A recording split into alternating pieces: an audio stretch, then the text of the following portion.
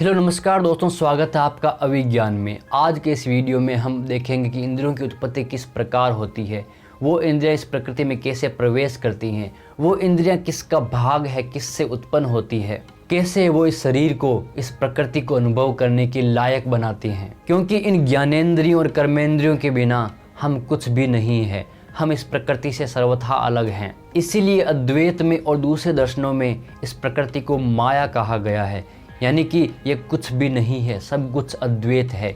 ये सिर्फ हमें अनुभव होता है हमारी इंद्रियों के कारण। जिस दिन हमने हठ योग के द्वारा इन इंद्रियों को कंट्रोल में कर लिया, उस समय हम इस प्रकृति से, इसके सुखों से, इसके दुखों से, इसके झंझावातों से सर्वथा अलग हो जाएंगे और परम शुद्ध चेतना की ओर अग्रसर हो जाएंगे।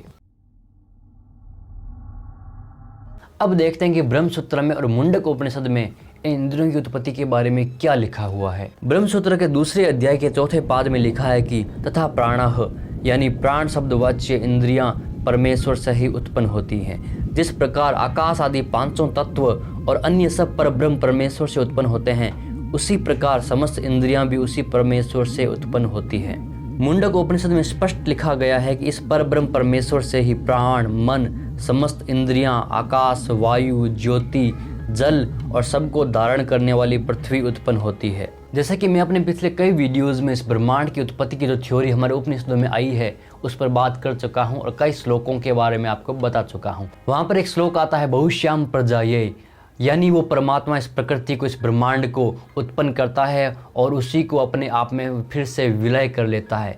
इसी तरह से इस ब्रह्मांड की उत्पत्ति होती है, यानी कि ब्रह्मांड उस परमात्मा का ही एक रूप है। परमात्मा इस ब्रह्मांड के रूप में अपने आप को ही विस्तार देता है और अपने आप में ही विलय कर लेता है। इसी तरह से यहाँ मुंडक उपनिषद में बताया जा रहा है कि प्राण, मन, इंद्रियां, ये सब कुछ उसी परमात्मा से उत्पन्न होती है और प्रलय काल में उसी में विलीन हो जाती है। आगे छांदोग्य उपनिषद में लिखा आता है कि भक्षण किए हुए तेज का जो सूक्ष्म अंश है वह एकत्र होकर वाणी बनता है। तेजस पदार्थ का सूक्ष्म अंश वाणी को बलवान बनाता है।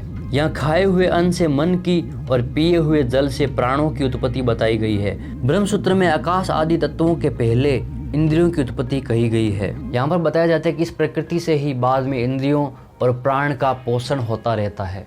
और आगे ब्रह्मसूत्र में बताते हैं कि आकाश आदि तत्वों से, यानी इस प्रकृति से पहले ही इन इंद्रियों की उत्पत्ति हो जाती है। जब तक ये मैटर यूनिवर्स एग्जिस्टेंस में आता है उससे पहले ही हमारे सेंसेस यानी इंद्रियां उत्पन्न हो जाती हैं। यानी कि इस प्रकृति का निर्माण किस तरह से होगा, इस शरीर का निर्माण किस तरह से होगा, जीव का निर्माण किस तरह से होगा, इन सब का ब्लूप्रिंट पहले ही तैयार कर लिया जाता है। यानी कि इस प्रकृति वाला इस शरीर जब उत्पन्न होगा तब पहले से ही इंद्रियों वाला मटेरियल परमात्मा के पास में मौजूद होगा, ताकि वो इस प्रकृति में उन इंद्रियों को, उन सेंसेस को डाल सके, ताकि ये शरीर, ये जीव इस प्रकृति को महसूस कर सके। क्योंकि अगर पहले प्रकृति बन जाती है और पहले शरीर और जीवों का निर्माण हो जाता है और बाद में सेंसेस का निर्माण होता है, तब ये बिल्कुल भी तर्क संगत बात नहीं बैठती है। क्योंकि बिना इंद्रियों के ये प्रकृति, ये जीव कुछ भी काम का नहीं है। इसीलिए इंद्रियों का ब्लूप्रिंट पहले तैयार किया जाता है, इसके बाद में उनका प्रकृति में प्रवेश करवाया जाता है।